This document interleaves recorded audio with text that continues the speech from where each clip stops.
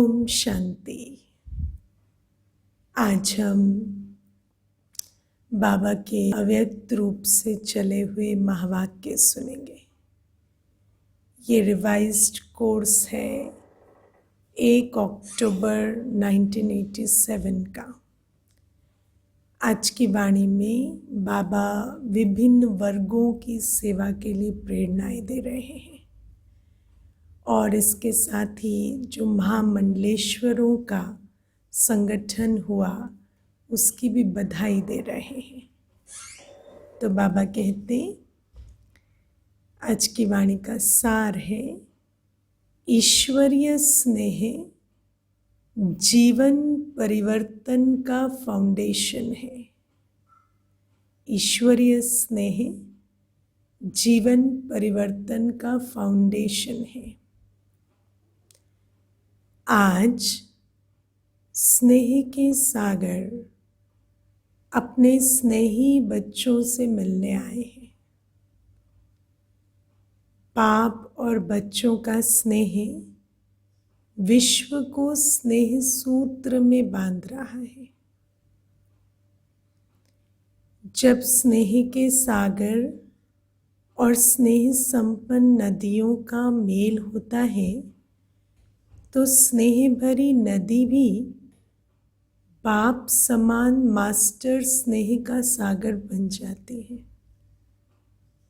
नदी और सागर का मिलन हुआ तो नदी भी बाप समान स्नेह का सागर बन जाती है। इसलिए विश्व की आत्माएं स्नेह के अनुभव से स्वतः ही समीप आती जा रही हैं।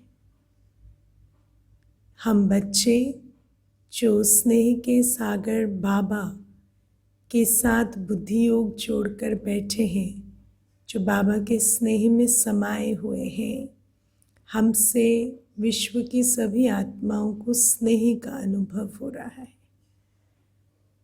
तो और स्नेह समीप लाता है तो वो भी स्नेह के अनुभव से स्वतः ही समीप आती जा रही है। पवित्र प्यार व ईश्वरीय परिवार के प्यार से कितनी भी अनजान आत्माएं हो, बहुत समय से परिवार के प्यार से वंचित पत्थर समान बनने वाली आत्मा भी हो, लेकिन ऐसे पत्थर समान आत्माएं भी ईश्वरीय परिवार के स्नेह से पिघल पानी बन जाती है। आजकल कहते हैं ना कि इनकी दिल तो पत्थर हो चुकी है या फ्रोजन हार्ट, क्योंकि जितने ये 63 जन्मों की बच्चों की यात्रा रही तो उसमें दिल को इतनी चोट लगी कि दिल बिल्कुल चोट खा खा के पत्थर हो चुकी है। तो बाबा कहते ऐसी भी जो आत्माएं हैं, पवित्र प्यार व ईश्वरीय परिवार का प्यार उनकी भी दिल को पिघला देता है। तो बाबा कहते बहुत समय से परिवार के प्यार से वंचित आत्माएं, है ना, जो पत्थर समान बन चुकी हैं, उनको भी ईश्वरीय प्यार के स्नेह से वो पिघल पानी बन जाती है। ये है ईश्वरीय परिवार के प्यार की कमाल। हीलिंग, दिल की हीलिंग होती है इस प्यार से। और बाबा ने इस प्यार के लिए एक शब्द यूज़ किया, पवित्र प्यार। दुनिया में स्वार्थ का प्यार या विकार वाला प्यार ये तो बहुत मिलता है, लेकिन पवित्र प्रेम जो बाबा से हम बच्चों को मिलता और जिस प्रेम को पाकर हम भी उस पवित्र प्रेम का स्वरूप बन जाते, ऐसे प्यार से हार्ट की हीलिंग हो जाती है। तो बाबा कहते कितना भी स्वयं को किनारे करें, लेकिन ईश्वरीय प्यार चुंबक के समान स्वतः ही समीप ले आता है। इसको कहते हैं ईश्वरीय स्नेह का प्रत्यक्ष फल।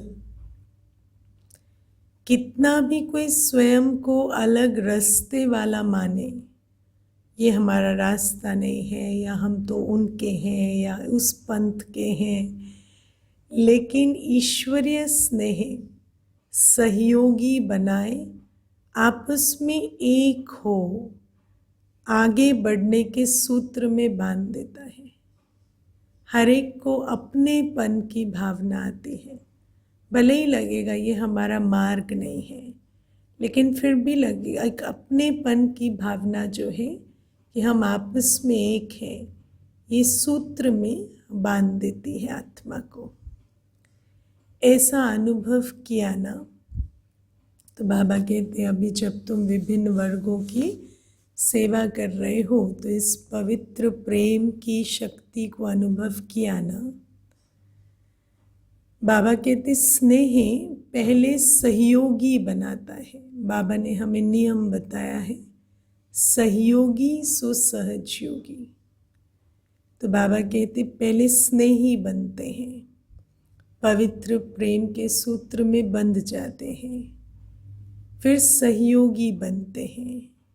सहयोगी बनाते बनाते स्नेह जो है वो स्वतः ही समय पर सर्व को सहज योगी भी बना देता है।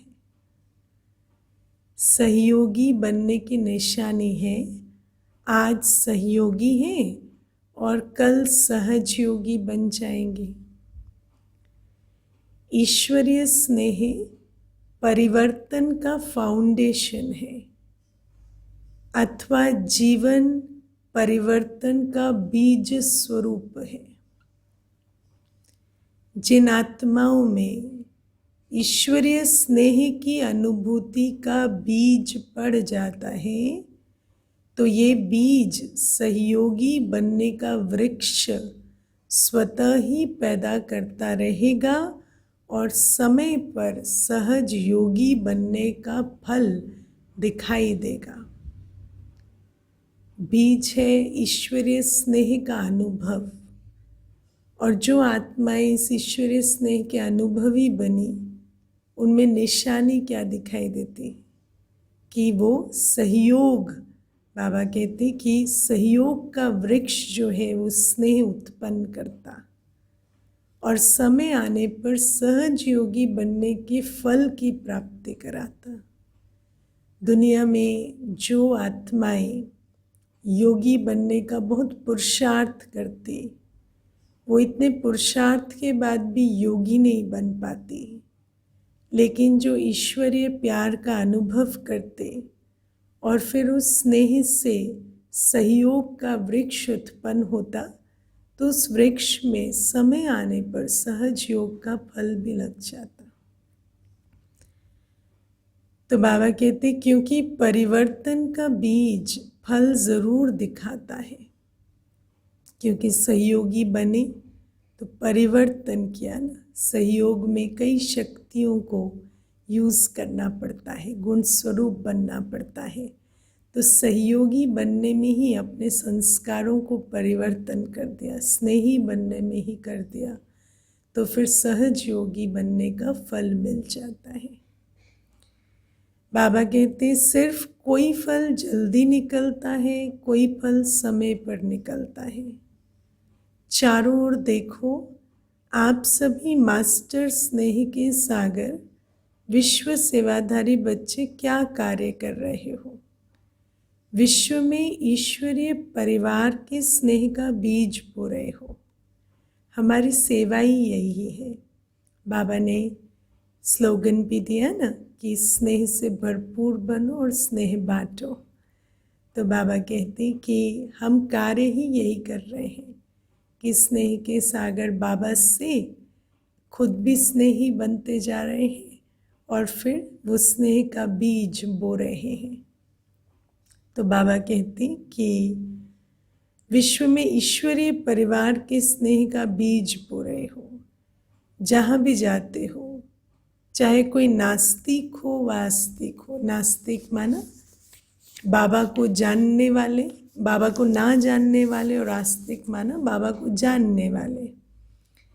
बाप को न भी जानते हो न भी मानते हो, लेकिन इतना अवश्य अनुभव करते हैं कि ऐसा ईश्वरीय परिवार का प्यार जो आप शिववंशी ब्रह्मा कुमार ब्रह्मा कुमारियों से मिलता है, ये कहीं भी नहीं मिलता। और ये भी मानते हैं कि ये स्नेह व प्यार साधारण नहीं है, ये अलौकिक प्यार है व ईश्वरीय स्नेह है। ये भी मानते हैं कि ये जो स्नेह है, ये जो प्यार है, ये मनुष्य की क्षमता के तो बाहर है। इसका जो स्रोत है वो कोई अलौकिक स्रोत है, ये ईश्वरीय प्यार है, ये भी अनुभव करते हैं। तो बाबा कहते तो इनडायरेक्ट नास्तिक से आस्तिक हो गया ना। आपको देखकर बाप को पहचान ही जाते हैं, तो इनडायरेक्ट आस्तिक बन गए। ईश्वरीय प्यार है तो कहाँ से आया? तो रचना को देखकर रचयिता की तरफ नज़र चली ही जाती है कि ऐसा पवित्र प्रेम, ऐसा ईश्वरीय प्रेम आया कहाँ से। बाबा कहते किरणें सूर्य को स्वतः ही सिद्ध करती हैं। किरणें हैं तो सूर्य भी है, और किरणें देखकर सूर्य की तरफ नज़र चली जाती है। ईश्वरीय प्यार, अलौकिक स्नेह, निस्वार्थ स्नेह स्वतः ही दाता बाप को सिद्ध करता ही है। इनडायरेक्ट ईश्वरीय स्नेह के प्यार द्वारा स्नेह के सागर बाप से संबंध जुड़ जाता है। इनडायरेक्टली ही सही, लेकिन जुड़ जाता है। लेकिन जानते नहीं है, क्योंकि बीज तो पहले गुप्त रहता है ना, वृक्ष स्पष्ट दिखाई देता है। तो सभी बच्चों को तो जान गए, पर बाबा को जानने में टाइम लगता है। जैसे बीज गुप्त रहता है, वृक्ष प्रत्यक्ष दिखाई देता है। तो ईश्वरीय स्नेह का बीज सर्व को सहयोगी सुसहज योगी प्रत्यक्ष रूप में समय प्रमाण कर रहा है और करता रहेगा। तो सभी ने ईश्वरीय स्नेह के बीज डालने की सेवा की। हर बच्चा जब बाबा के साथ लवलीन अवस्था में विश्व की आत्माओं की सेवा में निमित्त रहते हैं, तो ऐसे जो बच्चे हैं जो बाबा के लव में लवलीन हैं, ऐसे बच्चे हर आत्मा के अंदर बाबा के स्नेह का बीज डालने की सेवा कर रहे हैं। तो बाबा कहते सहयोगी बनाने की शुभ भावना और शुभ कामना के विशेष 2 पत्ते भी प्रत्यक्ष देखे। तो बीज तो बो ही देते ईश्वरीय स्नेह का, उसके साथ साथ 2 पत्ते भी बाबा देख रहे हैं कि हर एक बच्चे की ये शुभ भावना शुभ कामना है कि ये जो बाबा का बच्चा है ये सहयोगी बने। तो उस शुभ भावना शुभ कामना के 2 पत्ते भी हर एक बीज के साथ देखें। अभी ये तना वृद्धि को प्राप्त करते प्रत्यक्ष फल दिखाएगा। सभी सहयोगी भी बन ही जाएंगे। बाप दादा सर्व बच्चों के वैरायटी प्रकार की सेवा को देख हर्षित होते हैं। देखो बच्चे कितनी वैरायटी प्रकार की सेवा करते हैं, लेकिन हर सेवा में ईश्वरीय स्नेह, ईश्वरीय परिवार का स्नेह, पवित्र स्नेह, इसका बीज बोने की सेवा साथ में समाई हुई है। और शुभ भावना शुभ कामना कि ये सहयोगी बने, वो 2 पत्ते भी हर सेवा के साथ हैं ही, लेकिन सेवाएं कितनी वैरायटी प्रकार की हैं। तो बाबा कहते चाहे भाषण करने वाले बच्चे हैं, चाहे स्थूल सेवा करने वाले बच्चे, सर्व के सहयोग की सेवा से सफलता का फल प्राप्त होता है। सर्व के सहयोग की सेवा से सफलता का फल प्राप्त होता है। सफलता का फल अकेले प्राप्त नहीं कर सकते, सर्व के सहयोग से ही प्राप्त होता है। चाहे पहरा देने वाले हों, चाहे बर्तन संभालने वाले हों, लेकिन जैसे 5 उंगलियों के सहयोग से कितना भी श्रेष्ठ कार्य, बड़ा कार्य सहज हो जाता है, और 5 उंगलियां एक समान नहीं होती, और अगर एक समान हो तो शायद कम कार्य हो, कोई छोटी कोई बड़ी होती है, तो फिर ये मुट्ठी बनकर बहुत सारे काम हो जाते हैं। तो बाबा कहते कि जैसे 5 उंगलियों के सहयोग से कितना भी श्रेष्ठ कार्य, बड़ा कार्य सहज हो जाता है, ऐसे हर एक ब्राह्मण बच्चों के सहयोग से जितना सोचा था कि ऐसा होगा, उस सोचने से भी 1000 गुना ज्यादा सहज कार्य हो गया। ये किसकी कमाल है? किसकी कमाल है? तो हम तो यही कहेंगे कि ये बाबा की कमाल है, लेकिन बाबा कहते हैं सभी की कमाल है। जो भी कार्य में सहयोगी बने, चाहे स्वच्छता भी रखी, चाहे टेबल साफ किया, लेकिन सर्व के सहयोग की रिजल्ट सफलता है। ये संगठन की शक्ति महान है। बाप दादा देख रहे थे, न सिर्फ मधुबन में आने वाले बच्चे, लेकिन जो साकार में भी नहीं थे, चारों ओर के ब्राह्मण बच्चों की, चाहे देश चाहे विदेश, सबके मन की शुभ भावना और शुभ कामना का सहयोग रहा। और बाबा ने हम बच्चों को खास ये डायरेक्शन दिए हुए हैं कि यदि स्थूल में कहीं ना भी पहुंच पाओ, तो अपनी शुभ भावना शुभ कामना का सहयोग जब भी कोई बड़ा कार्य होता है तो देते रहें। और बाबा कहते कि प्रत्यक्ष में बाबा ये रिजल्ट भी सुनाते कि केवल जो विशेष वर्गों की सेवा हुई, खास धर्म सत्ता वालों की, महामंडलेश्वरों की, उसमें बाबा कहते हैं कि सर्व आत्माओं का शुभ भावना शुभ कामना का सहयोग रहा। ये सर्व आत्माओं की शुभ भावना शुभ कामना का किला आत्माओं को परिवर्तन कर लेता है। अभी भी आप देखो कि जो परिवर्तन का कार्य है, हम एक ऐसे समय में चल रहे हैं अभी जब बहुत रैपिड परिवर्तन हो रहा है। कल कुछ होता है, आज कुछ हो जाता है। ऐसे समय परिवर्तन की वेला में आत्माओं का परिवर्तन भी बहुत आवश्यक है, क्योंकि हर एक उदास और निराश हो रहे हैं, क्योंकि समय जिस गति से परिवर्तन हो रहा है वो स्वयं नहीं हो पा रहे। तो बाबा कहते हैं ऐसे जो परिवर्तन की वेला है, इसमें भी हर एक बच्चे का जो योगदान है वो यही है कि ईश्वरीय स्नेह से सबको समीप लाएं, और समीप लाकर सहयोगी बनाएं, और सहयोगी के साथ साथ वो सहज योगी बन जाएंगे।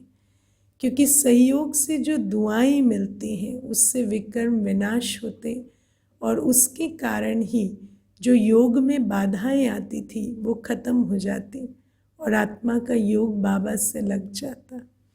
तो खास इस परिवर्तन की वेला में भी आत्माओं का परिवर्तन, उनकी जीवन का परिवर्तन इसी स्नेह सहयोग से सहयोगी बनने के आधार से होना है।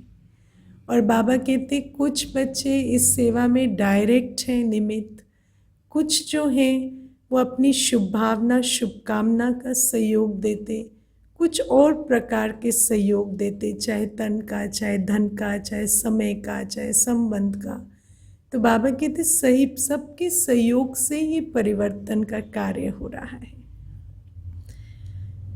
तो बाबा कहते कि चाहे निमित्त शक्तियां भी रही, पांडव भी रहे, निमित्त तो कोई ना कोई होता ही है। निमित्त सेवाधारी विशेष हर कार्य में बनते ही हैं, लेकिन वायुमंडल का किला सर्व के सहयोग से ही बनता है।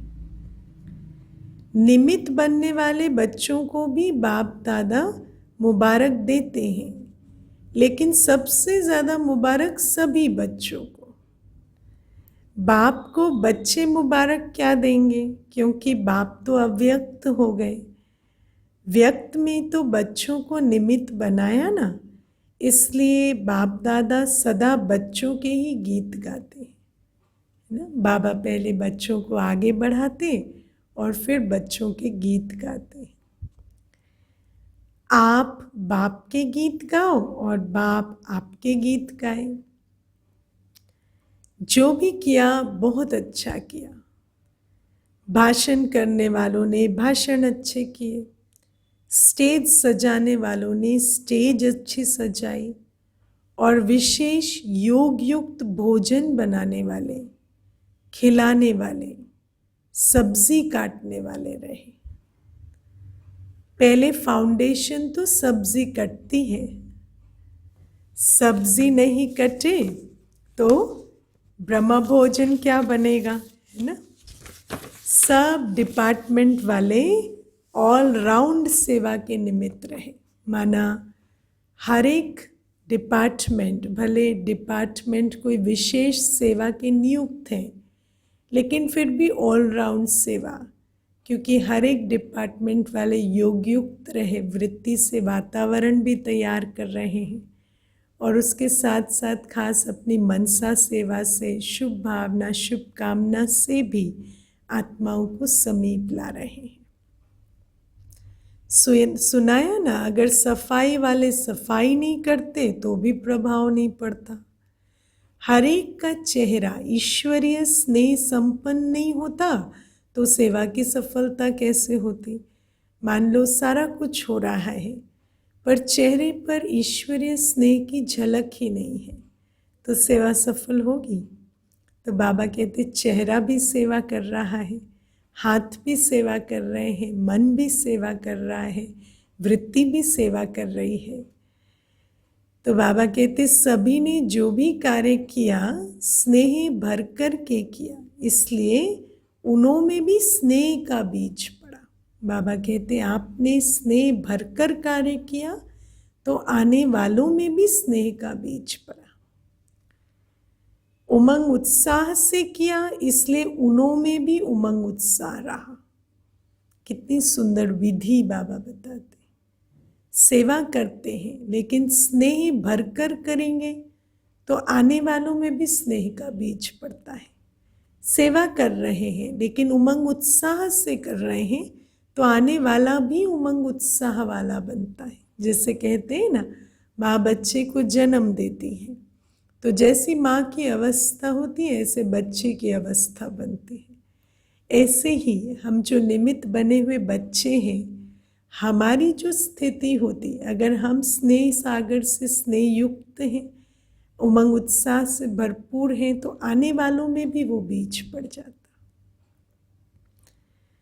बाबा कहते अनेकता होते भी स्नेह के सूत्र के कारण एकता की ही बातें करते रहे, है ना। अब आप सोचो धर्म सत्ता वालों में तो कितनी अनेकता होती, कितनी मतें होती, कोई कुछ मानते कोई कुछ मानते, लेकिन इतनी अनेकता के बीच भी एकता की ही बातें करते रहे। क्यों? क्योंकि स्नेह के सूत्र में एक हो गए थे। ये वायुमंडल के छत्र छाया की विशेषता रही। वायुमंडल छत्र छाया बन जाता है। अपनी ही वृत्ति से जो वायुमंडल तैयार करते ना, वो अपने ही लिए छत्र छाया का काम करता है। तो छत्र छाया के अंदर होने के कारण कैसे भी संस्कार वाले स्नेह के प्रभाव में समाये हुए थे। समझा? सभी की बड़े ते बड़ी ड्यूटी थी, है ना। कोई भी छोटी ड्यूटी पर नहीं थे, सब बड़े ते बड़ी ड्यूटी पर थे। सभी ने सेवा की, कितना भी वो और कुछ बोलना चाहे, है ना, चाहे आत्मा संस्कारवश उसको इच्छा भी होगी कुछ कहने की, लेकिन वायुमंडल की शक्ति ऐसी होती कि वो कह नहीं पाएंगे, तो भी बोल नहीं सकते वायुमंडल के कारण। मन में कुछ सोचे भी, लेकिन मुख से निकल नहीं सकता, क्योंकि प्रत्यक्ष आप सबकी जीवन के परिवर्तन को देख उन्होंने भी परिवर्तन की प्रेरणा स्वतः ही आती रही, है ना। हाँ, सिद्ध करने की, जिद करने की प्रेरणा नहीं, क्योंकि हम परिवर्तन स्वरूप बने तो उन्हों के अंदर भी परिवर्तन होने की प्रेरणा आई, अपने संकल्पों को भी परिवर्तन करने की प्रेरणा आई। प्रत्यक्ष प्रमाण देखा ना, शास्त्र प्रमाण से भी सबसे बड़ा प्रत्यक्ष प्रमाण है, प्रैक्टिकल प्रूफ। प्रत्यक्ष प्रमाण के आगे और सब प्रमाण समा जाते हैं। ये रही सेवा की रिजल्ट। अभी भी उसी स्नेह के सहयोग की विशेषता से और समीप लाते रहेंगे तो और भी सहयोग में आगे बढ़ते जाएंगे। जो समीप आ जाते वो सहयोगी बनते, फिर उनके सहयोग से और भी आत्माएं आती। फिर भी प्रत्यक्षता का आवाज बुलंद तभी होगा जब सब सत्ताओं का सहयोग होगा।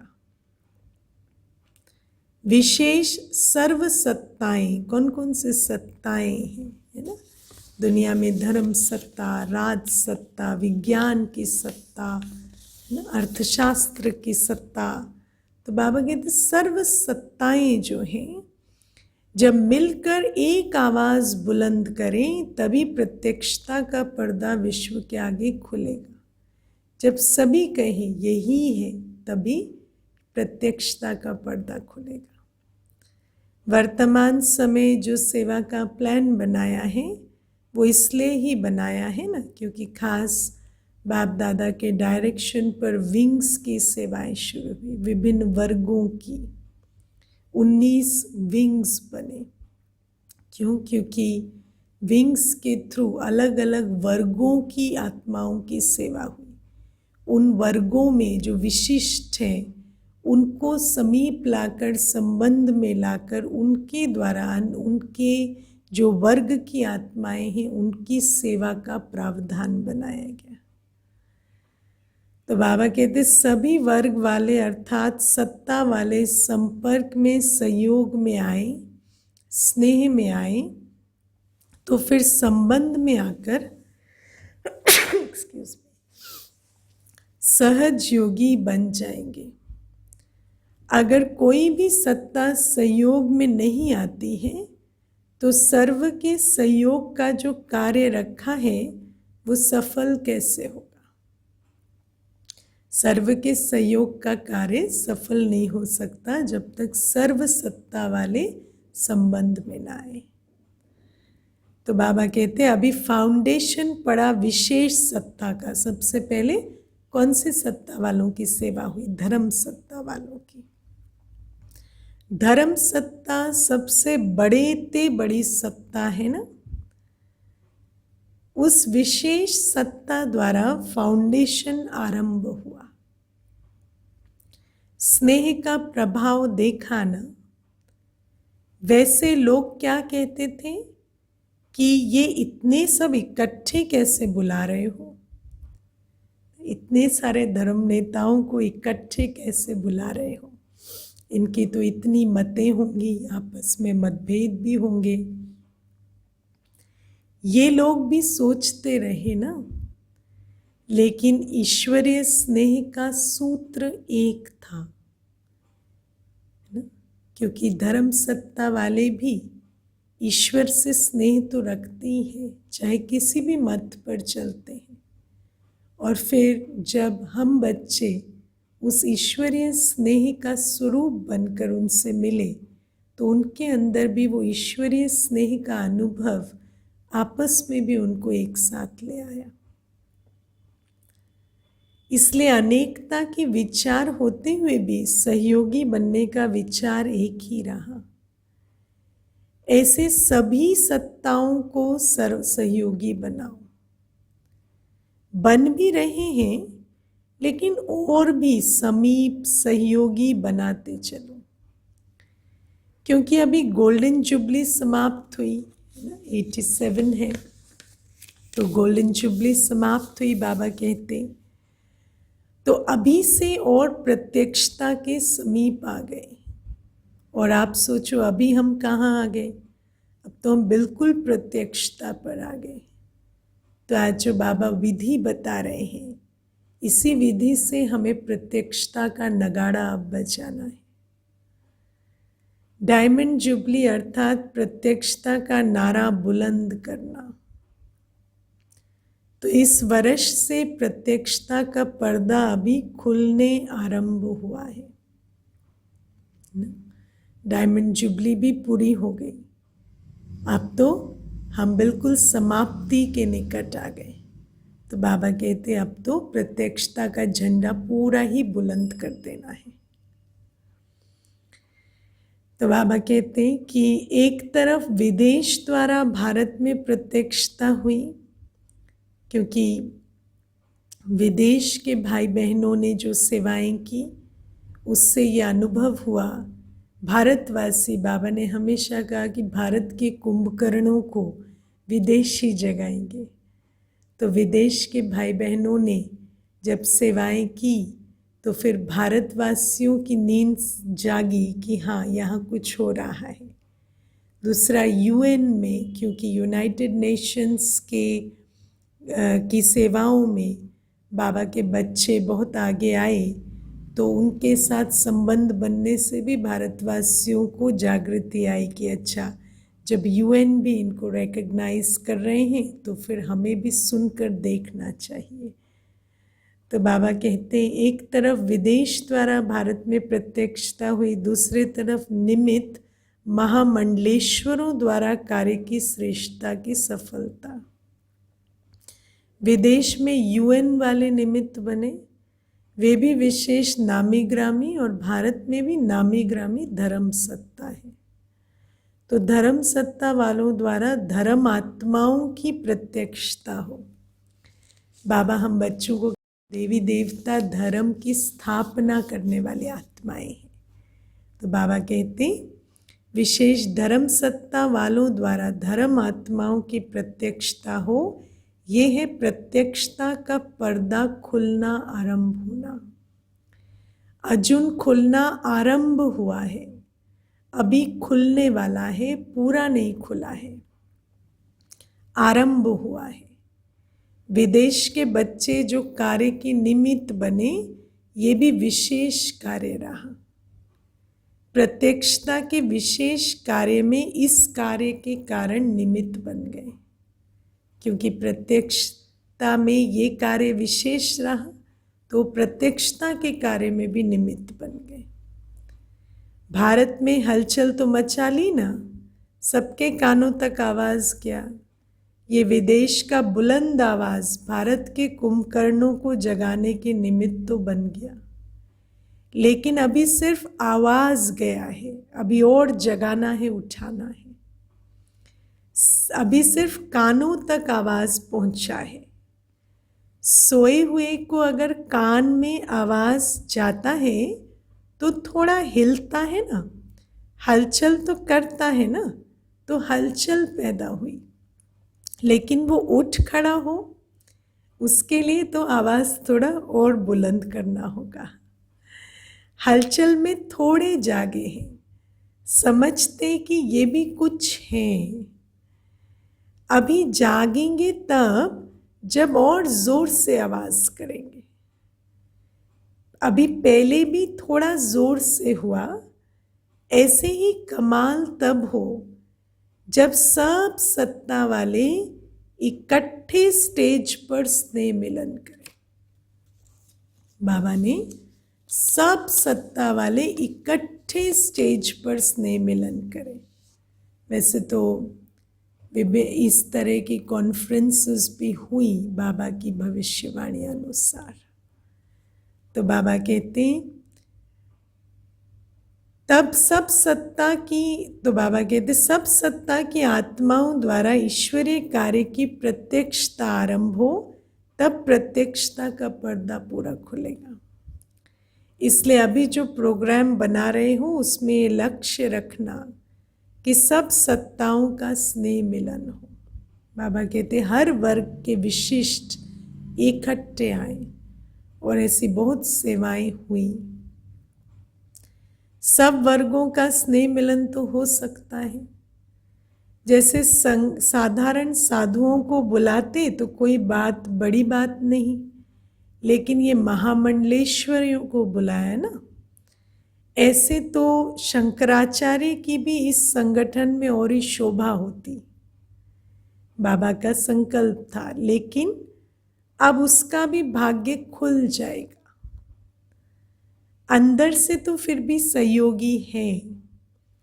बच्चों ने मेहनत भी अच्छी की, उनको इनविटेशन भी दिया, निमंत्रण भी दिया, लेकिन फिर भी लोक लाज तो रखनी पड़ती है, क्योंकि धर्म सत्ता वालों को विशेष यही रहता कि हम यदि कहीं जाएं तो फिर हमारे अनुयायियों को ये संकल्प चलेगा कि हमारे गुरुजी तो वहाँ के हो गए। वो भी दिन आएगा जब सभी सत्ता वाले मिल करके कहेंगे कि श्रेष्ठ सत्ता ईश्वरीय सत्या आध्यात्मिक सत्ता है तो एक परमात्मा सत्ता ही है। इसलिए लंबे समय का प्लान बनाया है ना। इतना समय इसलिए मिला है कि सभी को स्नेह के सूत्र में बांध समीप लाओ। बाबा कहते ये तो बहुत डीप कार्य है ना, क्योंकि आत्मा को परमात्मा स्नेह के सूत्र में बांधना है। तो बाबा कहते समय के अनुसार धीरे धीरे ये कार्य करना है। और अब तो इतने वर्ष बीत गए और ये कार्य हुआ भी। जितने बच्चे स्नेह युक्त रहे उतने विशेष सभी वर्गों वाले भी उस स्नेह के सूत्र में बंधते गए। ये स्नेह चुंबक बनेगा जो सब एक साथ संगठन रूप में बाप की स्टेज पर पहुंच जाए। ऐसा प्लान बनाया है ना। अच्छा, बाबा कहते सेवाधारियों को सेवा का प्रत्यक्ष फल भी मिला, क्योंकि बाबा से मिले, है ना। क्योंकि सेवाधारियों की वैसे तो टर्न नहीं थी, ये तो विशेष प्रोग्राम था, लेकिन क्योंकि सेवाधारी बनकर आए तो प्रत्यक्ष फल भी मिला। नहीं तो अभी नंबर नए बच्चों का है ना। आप लोग तो मिलन मनाते मनाते अब वानप्रस्थ अवस्था तक पहुँचे हो। अब देखो, जैसे माता पिता बड़ों को अनुभव कराते ना, जो बड़ा बच्चा होता, कि आपको त्याग करना होगा या आपको भी अब पीछे हो, आगे रखना पड़ेगा छोटों को। तो बाबा कहते ऐसे ही आप तो मिलन मनाते मनाते अब वानप्रस्थ अवस्था तक पहुँचे हो। अभी अपने छोटे भाई बहनों को टर्न दे रहे हो। स्वयं वानप्रस्थी बने तब औरों को चांस दिया। इच्छा तो सबकी बढ़ती ही जाएगी। बाबा से मिलकर कभी दिल पूरी होती है क्या? सब कहेंगे अभी भी मिलने का चांस मिलना चाहिए। जितना मिलेंगे उतना और इच्छा बढ़ती जाएगी। फिर क्या करेंगे? औरों को चांस देना भी स्वयं तृप्ति का अनुभव करना है। बाबा कहते औरों को चांस देने का भी सुख अलग है, उस सुख का भी अनुभवी बनो, क्योंकि पुराने तो अनुभवी हैं, प्राप्ति स्वरूप है। तो प्राप्ति स्वरूप आत्माएं सर्व पर शुभ भावना रखने वाले, औरों को आगे रखने वाले हो।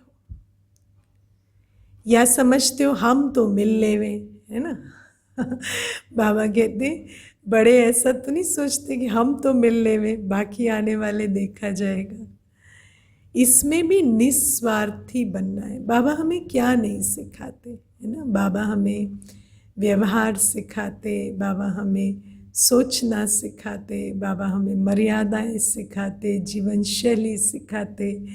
तो बाबा कहते इसमें भी निस्वार्थी बनना है, समझदार हो, आदि मध्य अंत को समझने वाले हो। क्या है आदि मध्य अंत यहाँ, है ना। जो अभी सेवा करेगा वो कल राजा बनेगा, इसको भी समझते हो ना। चांस देने वाले चांसलर बनेंगे। समय को भी समझते हो, प्रकृति के प्रभाव को भी समझते हो और पाठ को भी समझते हो। बाप दादा भी सदा ही बच्चों से मिलना चाहते हैं, लेकिन प्रकृति के प्रभाव को भी समझते हो, समय को भी समझते हो, क्योंकि इस दुनिया में हर चीज़ देख कर चलनी पड़ती है। निमित्त रथ के भी अपने लिमिटेशंस हो जाते हैं। तो बाबा कहते हैं अगर बच्चे मिलना चाहते हैं तो पहले बाप चाहता है, तब बच्चे भी चाहते हैं। लेकिन बाप को भी समय को, प्रकृति को देखना तो पड़ता है ना, क्योंकि जिस रथ में बाबा आते वो रथ तो फिर प्रकृति से बना हुआ है, और प्रकृति के तत्व तो तमो प्रधान है ना, तो उस रथ की भी अपनी सीमाएं हैं। तो बाबा कहते जब इस दुनिया में आते हैं तो दुनिया की सब बातों को देखना पड़ता है। बाबा ये भी बताते हैं ना कि जिस दुनिया में आते उसकी जो सीमाएं हैं उसको भी देखना पड़ता है। जब इनसे दूर अव्यक्त वतन में है तो वहाँ तो पानी की, समय की, रहने की आदि कोई प्रॉब्लम नहीं रहती ना, कोई समस्या नहीं। अव्यक्त वतन में तो खुली छुट्टी है, जो चाहे, जितना चाहे, जितनी देर चाहे बाबा से खुली छुट्टी है मिलन मनाने की। गुजरात वाले समीप रहते हैं तो इसका भी फल मिला है ना। ये भी गुजरात वालों की विशेषता है, सदैव एवर रेडी रहते हैं। हाँ जी का पाठ पक्का है, और जहाँ भी रहने का स्थान मिले तो रह भी जाते हैं। हर परिस्थिति में खुश रहने की भी विशेषता है। गुजरात में वृद्धि भी अच्छी हो रही है। सेवा का उमंग उत्साह स्वयं को भी निर्विघ्न बनाता है और दूसरों का भी कल्याण करता है। सेवा भाव की भी सफलता है। बाबा ने सेवा भाव समझाया था ना 2 सप्ताह पहले। बाबा ने कहा सेवा में विशेष सेवा भाव बहुत आवश्यक है ना। भाव की सेवा हो इनकी, ये नहीं कि हम इनकी किसी कमज़ोरी को सामना करें, पर सेवा भाव के कारण कमज़ोरी को समाने का भाव होता है। तो बाबा कहती जो सेवा भाव है इससे भी सफलता हो रही है। सेवा भाव में अगर अहम भाव आ गया है ना, मेरा मान, मुझे आगे रखा या नहीं, मुझे मौका दिया या नहीं, मेरी प्रशंसा हुई या नहीं, तो बाबा कहते सेवा भाव सब आगे बढ़े, वो भाव होना चाहिए। सेवा भाव में अगर अहम भाव आ गया तो उसको सेवा भाव नहीं कहेंगे। सेवा भाव सफलता दिलाता है। अहम भाव अगर मिक्स होता है तो मेहनत भी ज़्यादा, समय भी ज़्यादा, फिर भी स्वयं की संतुष्टि नहीं होती। सेवा भाव वाले बच्चे सदा स्वयं भी आगे बढ़ते और दूसरों को भी आगे बढ़ाते हैं। सदा उड़ती कला का अनुभव करते, बाबा ने कहा ना, परोपकारी होते। खुद पीछे रहकर नहीं आगे बढ़ाते, खुद भी आगे बढ़ते, दूसरे को भी आगे बढ़ाते, क्योंकि स्वार्थ भाव नहीं होता जहाँ सेवा भाव होता है। अहम भाव नहीं होता जहाँ सेवा भाव होता है। ये एक एटीट्यूड है ना। किस भाव से हम कर्म कर रहे हैं वो भाव भी उसकी सफलता निर्धारित करता है। तो बाबा कहते जहाँ अहम भाव होता है वहाँ समय ज़्यादा, मेहनत ज़्यादा, सफलता कम। सेवा भाव वाले बच्चे सदा स्वयं भी आगे बढ़ते और दूसरों को भी आगे बढ़ाते, सदा उड़ती कला का अनुभव करते, अच्छी हिम्मत वाले हैं। जहाँ हिम्मत है वहाँ बाप दादा भी हर समय कार्य में मददगार है, क्योंकि बाबा ने तो नियम ही बताया है, हिम्मते बच्चे मददे बाप। महारथी तो है ही महादानी। जो भी महारथी सेवा के प्रति आए हैं, महादानी वरदानी हो ना, औरों को चांस देना ये भी महादान वरदान है। जैसा समय वैसा पाठ बजाने में भी सब सिकी लदे बच्चे सदा ही सहयोगी रहे हैं और रहेंगे। इच्छा तो होगी, क्योंकि ये शुभ इच्छा है कि हम आगे मिले, लेकिन इसको समाना भी जानते हैं और इसलिए सभी सदा संतुष्ट हैं, है ना। इच्छाएं, शुभ इच्छाओं को भी कभी कभी समा कर औरों को चांस देना, ये भी संतुष्टता की नींव डालता है। बाप दादा भी चाहते हैं कि एक एक बच्चे से मिलन मनावे, और समय की सीमा भी नहीं होनी चाहिए। लेकिन आप लोगों की दुनिया में ये सभी सीमाएं देखनी पड़ती हैं, नहीं तो एक एक विशेष रतन की महिमा गाएं तो कितनी बड़ी है।